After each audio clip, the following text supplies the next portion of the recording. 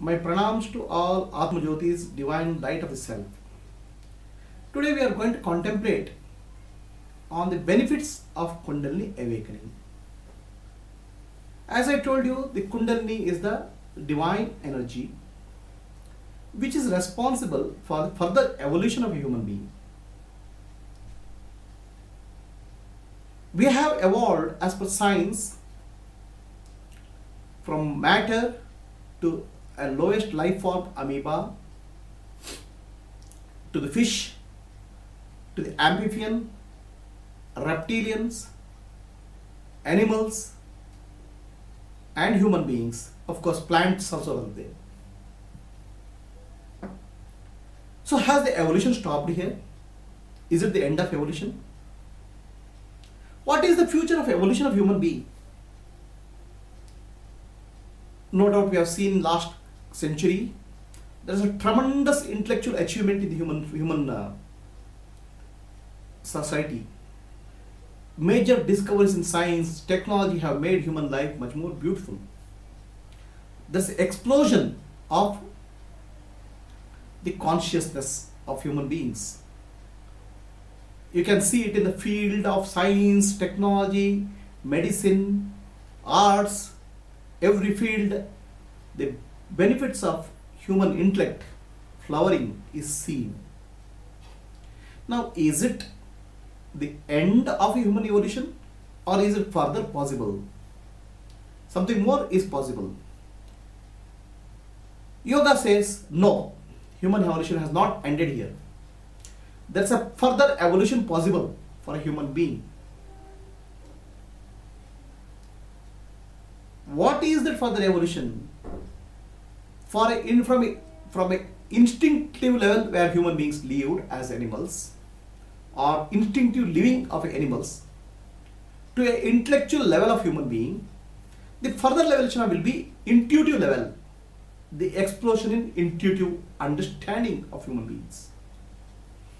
Now this intuitive understanding opens up newer dimensions of consciousness.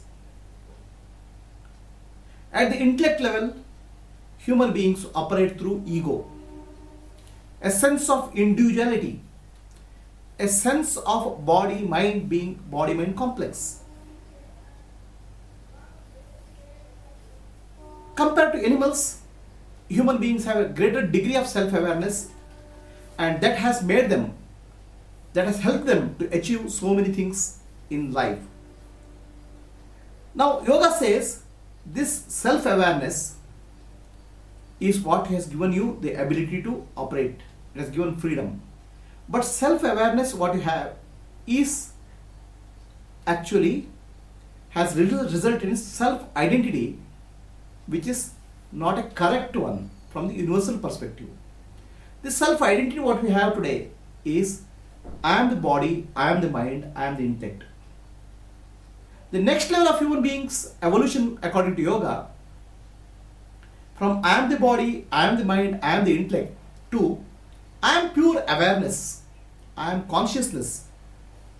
So when you say I am the body, I am the mind, I am the intellect, this self-identity is related to a matter, because body, mind and intellect are material in nature. The next level of human being is more identified with consciousness compared to the matter. He derives or she derives the identity from being consciousness, pure awareness. Now this consciousness or pure awareness is universal in nature. We can call it as God, we can call it as supreme reality, we can call it supreme truth. So now this is the consciousness many of the great beings touched. Buddha, the Christ, Shankara, they touched this consciousness and the genius of human being flowered through them. They saw the great truths, they discovered great truths and founded great religions. They were the pioneers where the consciousness flowered. Now, is that a privilege of a few human beings? Is the consciousness, higher evolved consciousness, a privilege of few human beings? Is it an accident of nature? Yoga says no. The process of yoga says, can any human being, by putting right practices, can achieve higher and higher level of evolution, higher and higher level of consciousness. The process of evolution, which can take place a long time, a millions of years, can be condensed through the process of yoga. The process of evolution is mechanical in nature, where nature takes you to the various stages of evolution. Animals don't have a choice of further evolution. They have to wait for the nature to take care of the evolution. For the first time in human being, there's a conscious evolution possible. Consciously, human being can evolve into a better being and possibly a divine being. Yoga provides this capability, this facility where you can grow. Now, what is an evolved human being is about? A evolved being is full of bliss, supreme bliss. He is full of peace. He is full of compassion, love, and wisdom. When I say he, it is she also. It is a privilege of men and women to develop a beautiful consciousness full of love, bliss, peace, and wisdom. In addition, the practice of yoga gives also physical health, the beauty. A human being can evolve beautifully at the physical level, at the mental level, at the intellectual level, and the intuition level. This is what yoga provides. The higher level of evolution is made possible through the process of yoga. Just like discoveries in science helped you to have a better living, the better possibility of evolution, which is conscious evolution, is brought to you by yoga. Yoga is a very, very ancient practice. We don't know the origins of yoga, but Sri Patanjali Maharshi, a great spiritual scientist, codified the principles of yoga so that it's available to the human beings of the future. And what he wrote, the Patanjali Yoga Sutra, the treatise on science of yoga. Yoga is a precise science. By application of this science, you can develop your consciousness to a higher degree.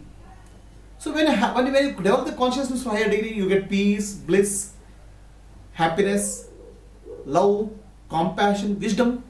In addition, several of the mental faculties also can develop. A concentration, improved memory. Many of the psychic abilities can be a byproduct, but not the main purpose of yoga. The psychic abilities like clairvoyance, the ability to see the future, the ability to understand the minds of other people can be byproducts of yoga, but not the purpose of yoga, because these are all the abilities of the mind. The focus of yoga is to evolve your consciousness so that you become one with the divine consciousness, experience divinity in your lifetime. So the yoga is the process by which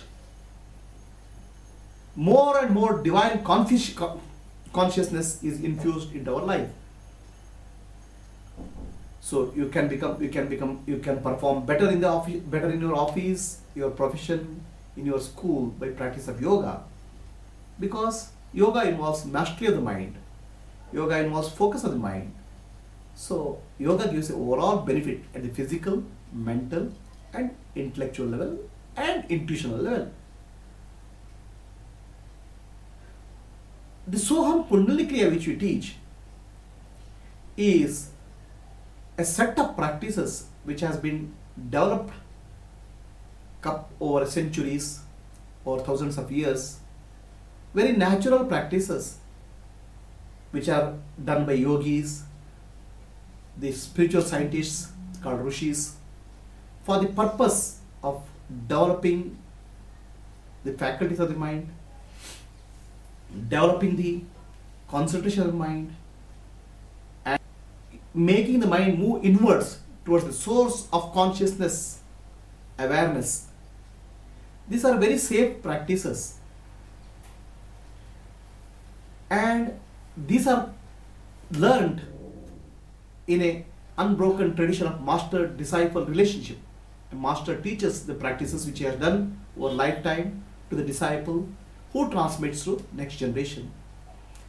When all this started, nobody knows. It goes back to antiquity. But whatever has been handed over by the master, the disciple will carefully preserve it, the practice it in his lifetime, and hand it over to next generation. This has been the tradition of the yoga. There's a lot of love, care, and respect when handing over these practices. So, what happens? Will Kundalini awaken naturally in somebody, or it requires practices?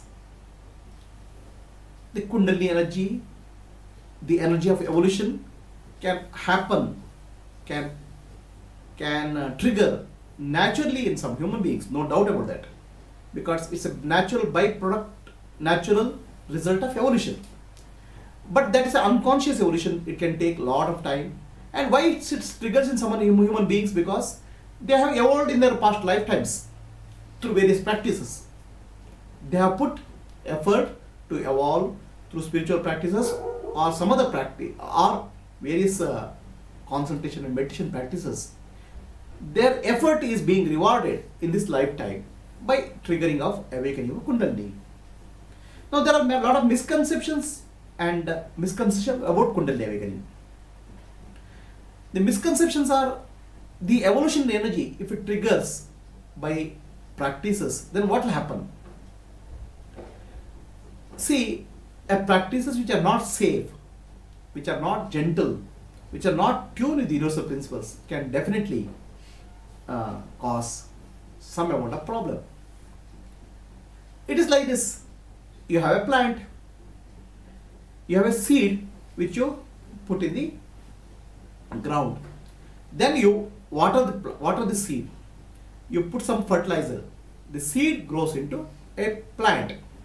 Now you want the plant to grow quickly, so you put a lot of chemicals and fertilizers. So this will distort the growth of the plant. Its natural growth is hampered. So some of the techniques, forceful techniques, can distort the awakening of the Kundalini. But we are in Soham Kundalini Kriya, we are speaking of very natural processes, very gentle, very simple processes which will help in growth. It is like giving water to the plant, giving natural fertilizers, the plant will grow and it will bear healthy fruits. The Soham Kundalini Kriya is natural because it is time tested and handed over by the masters. My masters handed over to me and I am passing it on to you. My master got the technique from his master and he passed on to me. Like that, it will pass on. Second aspect of this is the Kundalini is the divine energy. It has to be treated with respect, love. The Kundalini practice is not just isolated practice. It has an associated set of practices where you do service, seva. It involves karma yoga or seva, jnana, spiritual understanding, jnana yoga, karma yoga, bhakti yoga, devotion. Moreover, it involves certain amount of discipline in your life. A disciplined life, which is called yama, niyama.